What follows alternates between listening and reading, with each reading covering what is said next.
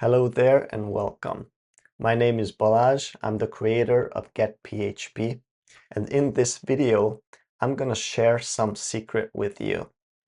I'm going to show you exactly how I optimized the images on the getphp.org website to save 90% of the bandwidth, have these beautiful nice graphics on the website, and I don't have any performance degradation.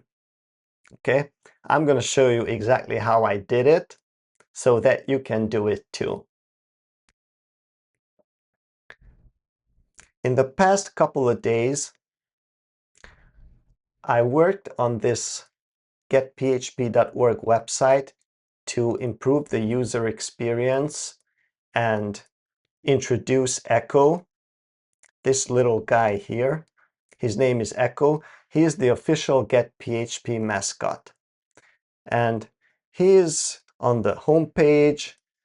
He is here on the news page. He is in the terms, the privacy policy. He's basically everywhere. But by adding him to the website, I noticed something.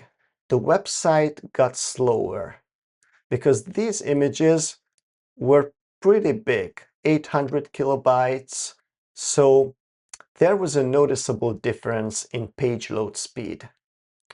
So I had to do some research, and I think I came up with the best solution to optimize images, to have Echo on the website and to have the same speed.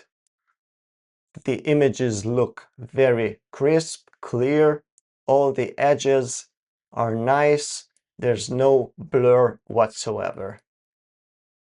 This is how I did it. Here's my complete step-by-step plan for image optimization for websites and web applications. So let's take, for example, this image. He's holding up the sign-up box. So I needed a 300 pixel wide image here because I think that's the correct size.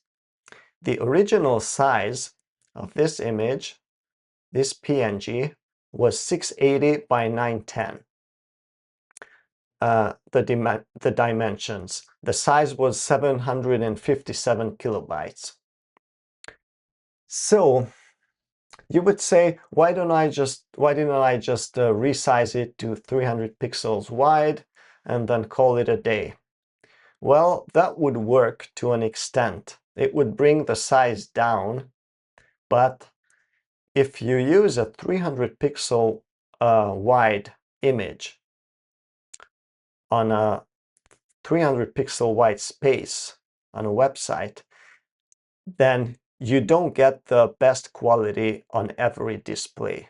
Because on high pixel density displays, it will look a little blurry and the user experience will not be that great.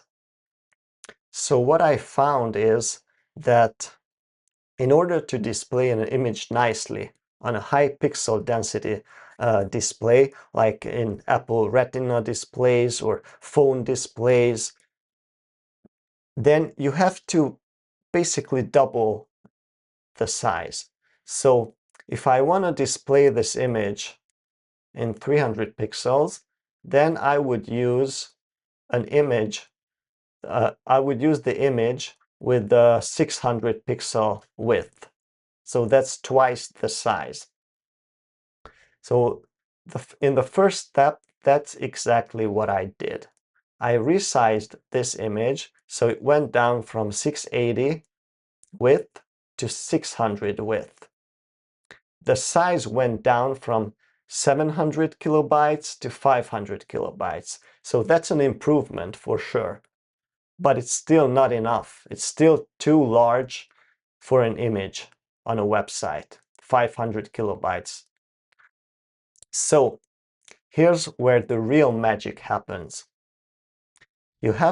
Once you resized it to the correct size, then you should convert your image to a WebP or AVIF format.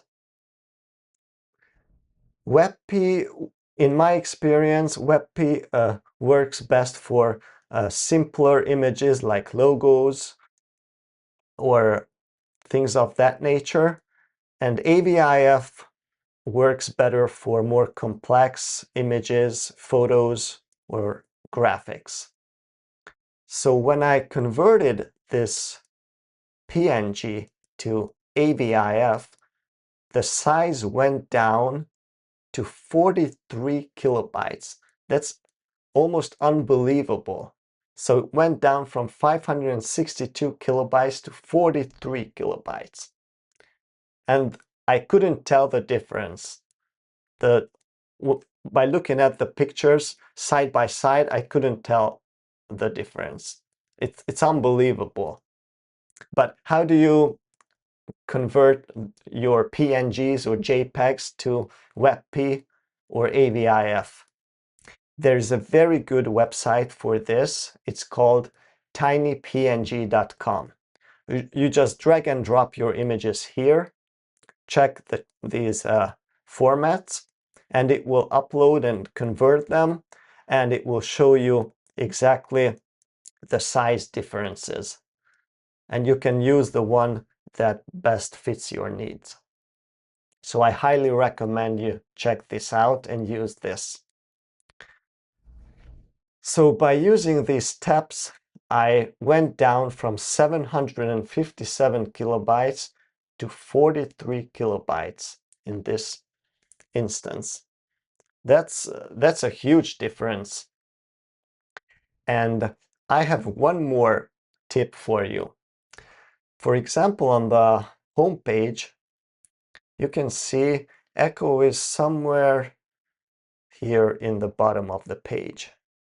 So you cannot see him when you load the page initially.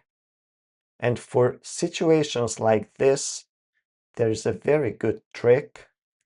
By using this in your image tag, loading lazy, the browser will not load the image until you scroll to it. So it won't use any of your bandwidth. It's very handy. I recommend this feature. So that was my bonus tip, but please make sure that you only use it for images that are below the fold. So images that are not visible when you load the page. So for this image, I can use loading lazy, but for the other one on the news page, I wouldn't use it because it's right here. It's visible right when opening the page. So that was it. I wanted to show you this because it got me very excited. I didn't know about these up until recently. So in the past, I just resized these images if they were too big and then called it a day. I was like, oh yeah, the web server can definitely handle that. But this solution is much better. It will save you a lot of bandwidth. It saves you money. If you don't optimize your images, you're basically burning money. I looked around a little, and believe it or not, even on big websites, very well established websites, they don't optimize images at all. I've seen little thumbnails like 200 pixels in width using 4K images, and 8 of them on one page. Each of these images are several megabytes in size.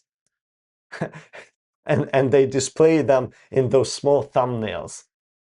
And then they say, oh, we use Java because it's much faster than PHP. And yet they don't care about optimizations like this.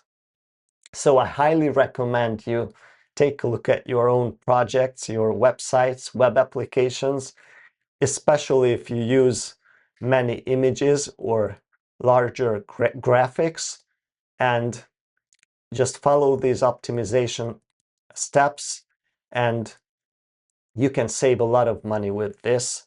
Your website will be faster. I know it's a little work, but you will benefit from this from years to come. Thank you very much for watching this video. I hope it was useful to you. Please like and subscribe if you found it useful. And if you have a better way of handling image optimization, then please leave a comment, let me know. Thank you very much, and I'll catch you in the next one. Bye.